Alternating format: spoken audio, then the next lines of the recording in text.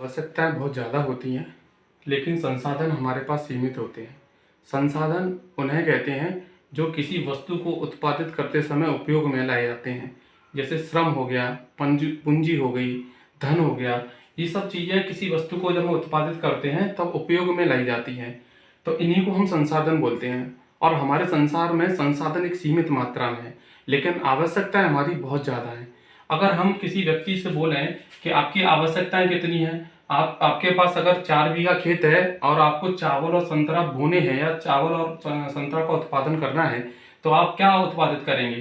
तो वो व्यक्ति यही बोलेगा कि मुझे दोनों चीज़ चाहिए, क्योंकि आवश्यकता उसकी पूरी नहीं हो सकती है कभी। यदि वह संतरा ही उत्पादित करे उस खेत में। अब मान लेते हैं कि उस व्यक्ति के पास संसाधन सीमित है, या संसाधन को मैं खेत मान लेता हूँ थोड़ी देर के लिए, और उस खेत को मैं कितना मान लेता हूँ? 4 बीघा मान लेता हूँ। 4 बीघा खेत है उसके पास। अब उस खेत में मान के चलो कुछ उत्पादन करना है उसे।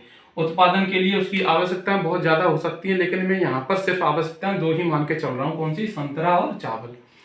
अब इस खेत की एक सीमा है कि यदि आप इस खेत में सिर्फ संतरा ही उत्पादित करोगे तो इसमें आप मैक्सिमम 100 केजी संतरा उत्पादित कर सकते हो। परंतु यदि आप इस खेत में सिर्फ चावल ही उत्पादित करोगे तो इस खेत में आप मैक्सिमम 40 केजी चावल ही उत्पादित कर सकते हो। अब इसको और अच्छी तरह से समझते हैं, पहले इसका मतलब समझते हैं। उत्पादन संभावना वक्र क्या होता है? अगर किसी व्यक्ति से पूछा जाए कि आप संतरा लोगे या चावल, तो यही बोलेगा कि आप दोनों में से कुछ भी दे दो, क्योंकि उसके लिए दोनों ही की आवश्यकता है।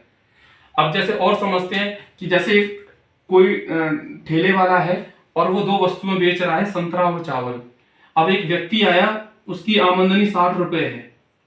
अब वो 60 रुपए में दोनों वस्तुएं खरीदना चाहता है, तो जो दुकानदार इन 2 वस्तुओं को बेच रहा है वो कैसे कैसे संयोग 2 वस्तुओं के बना सकता है? हो सकता है कि वो चावल और संतरा, अब मान के चलो वो जो ठेल वाला है वो सेब और संतरा बेच रहा है। अब हो सकता है कि वो 60 रुपए में तुम्हें 2 सेब दे दे, 2 सेब और 5 संतरे दे दे।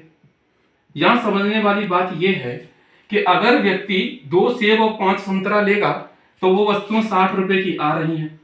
लेकिन यदि वह वस्तु डिमांड करता है, यदि वो व्यक्ति, वो खरीदने वाला जो ग्राहक है, वो वस्तुओं की डिमांड करता है कि नहीं मुझे तो 3 सेब चाहिए, तो अगर वो 3 सेब देगा दुकानदार तो 60 रुपए सीमित है। संसाधन कैसे हैं? सीमित है। तो उसे ये 5 संतरे में से कम करने पड़ेंगे। इसका मतलब अगर वह यहाँ पे 2 सेब की जगह 3 सेब की डिमांड करेगा तो 5 संतरे की जगह हो सकता है कि वो उसे 2 ही संतरे दे। ऐसा क्यों? क्योंकि रुपए कितने हैं? सीमित है, संसाधन सीमित है, और वो वस्तु ज्यादा मांग रहा है। क्योंकि ये जो सेब और संतरे की कीमत अलग अलग है, तो अगर वो 2 सेब और 5 संतरे 60 रुपए में आ रहे थे, अब की बार 60 रुपए में अगर उसने 3 सेब की डिमांड की, तो यहाँ संतरे कितने करने पड़ेंगे? 2 या 1, मतलब कम ही करना पड़ेगा। इसका मतलब ये समझ में आ रहा है कि अगर हम एक वस्तु की तादाद को बढ़ाएंगे तो दूसरी वस्तु हमें कम करनी ही पड़ेगी, क्योंकि पैसे कैसे हैं? सीमित है। इसी तरीके से अगर हम 2 वस्तुओं की डिमांड चाहते हैं, हमारे पास खेत क्या है? 4 बीघा ही, और हम 2 वस्तुओं को उत्पादन करना चाहते हैं, तो मैंने अगर मान के चलो तुमसे बोला कि तुम्हारे पास 4 बीघा खेत है और तुम्हें संतरा और चावल उत्पादन करने हैं, तो वो कैसे कैसे संयोगों को 2 वस्तुओं के जरिए इसमें यूज कर सकता है?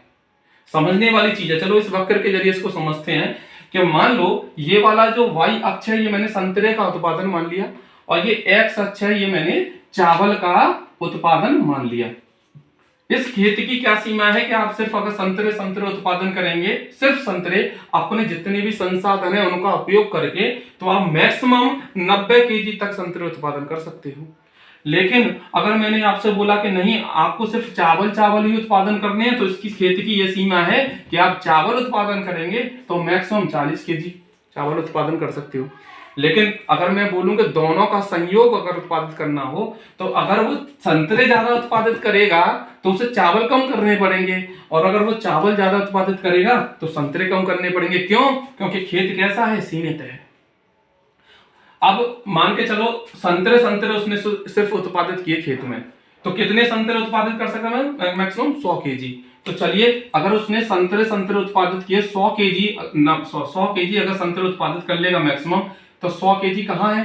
y अक्ष यहां मान लेते हैं, तो कहां बिंदु बनेगा? यहां बनेगा, क्योंकि उसने सिर्फ संतरे उत्पादित किए, चावल उत्पादित नहीं किए।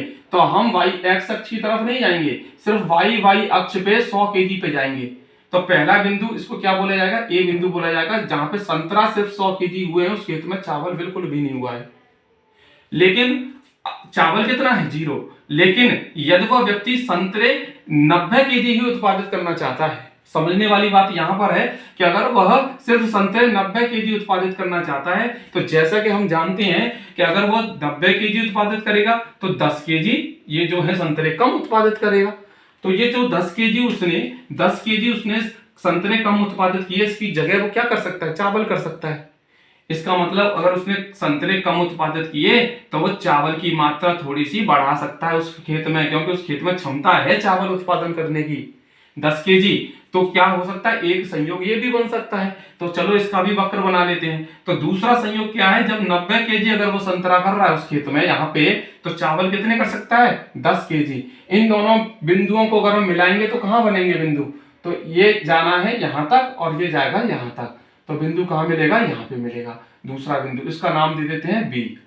अब तीसरा संभावना क्या हो सकती है, तीसरी मान लो संभावना तो बहुत सारी हो सकती है। इसमें हो सकता है कि वो 89 केजी ये करे, चावल 11 केजी करे, 88 केजी ये करे, 12 केजी करे, ऐसे करके संभावना बहुत सारी हो सकती है। लेकिन मैंने सिर्फ तुम्हें 5 संभावनाओं के माध्यम से ये वक्र बनाने की मैं कोशिश कर रहा हूं। चलिए अब मान लेते हैं कि उसने संतरा किया 70 केजी उत्पादन। तो अगर उसने संतरा 70 केजी उत्पादित किया, यानी यहां से यहां तक, तो अब तुम्हारे पास उसने मतलब 30 केजी संतरा उत्पादित नहीं किया, क्योंकि मैक्सिमम क्षमता कितनी है उस खेत की, 100 केजी है। 100 केजी अगर संतरा मैक्सिमम उत्पादन कर सकता है, वो 70 केजी ही इस खेत में संतरा उत्पादित कर रहा है इतने में, तो इसका मतलब 30 केजी के लिए जगह छोड़ रहा है, इसमें वो चावल कर सकता है। तो चावल अब चावल का भैया, चावल की लागत अलग हो सकती है, उसके संसाधन अलग हो सकते हैं। तो हो सकता है कि संतरा इतनी जगह उसने छोड़ दी संतरे की, जिसमें 30 केजी संतरा हो सकते थे, उसमें सिर्फ चावल 20 केजी ही हो पा रहे हैं, है ना। तो चलो मान लेते हैं अगर वो संतरा 70 केजी कर रहा है, तो उस टाइम पे सिर्फ 20 केजी चावल ही कर पा रहा है, उतनी जगह जितनी छोड़ी है उसने।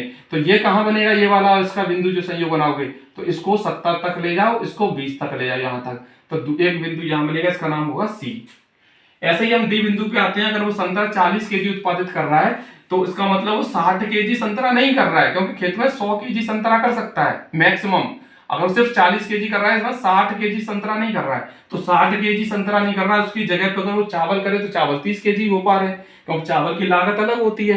तो अब 40 केजी अगर वो संतरा कर रहा है, तो 30 केजी क्या कर पा रहा है, वो सिर्फ चावल कर पा रहा है। तो ये बिंदु को अगर हम बनाएंगे तो कहां बनेगा बिंदु, यहां बनेगा, इसका नाम दे देते हैं डी।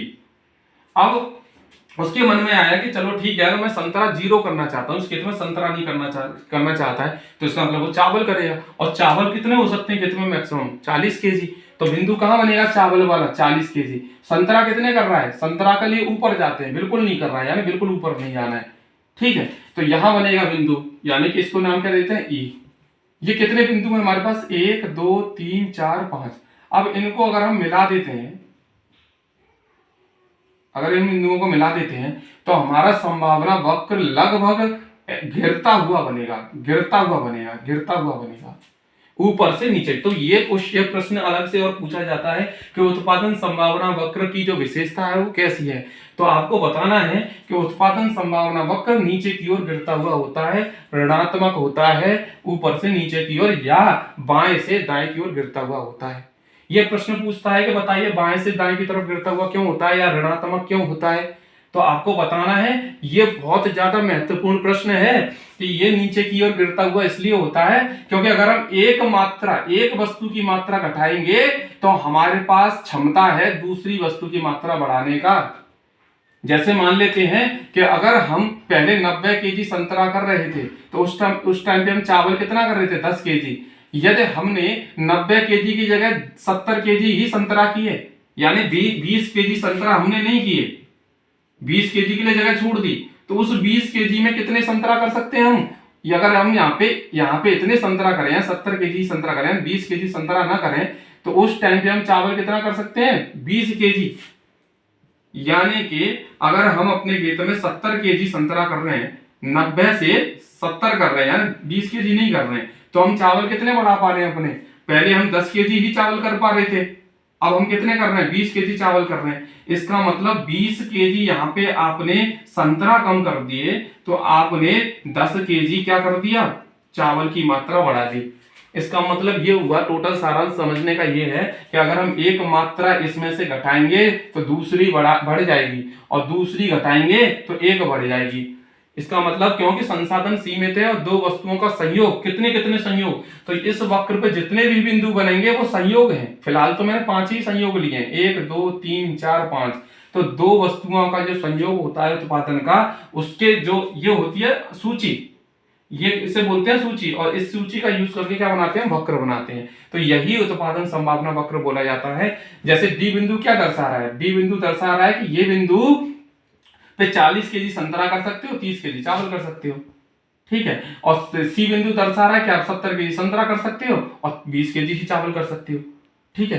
तो इसमें महत्वपूर्ण चीज एक ये भी पूछी जाती है कि कौन सा बिंदु होगा जो हमारे लिए बेस्ट होगा। जो अगर मेरे से बोला जाए कि इस खेत में आप उत्पादन करोगे तो कितनी मात्रा में उत्पादन करोगे दोनों चीजों को, तो वो बिंदु जो सबसे बेस्ट बिंदु बोला जाएगा इस वक्र पे, वही संतुलन बिंदु बोला जाता है। अब संतुलन बिंदु के लिए आपको कीमत वक्र भी समझना पड़ेगा, वो नेक्स्ट वीडियो में हम समझाएंगे। तब तक के लिए धन्यवाद।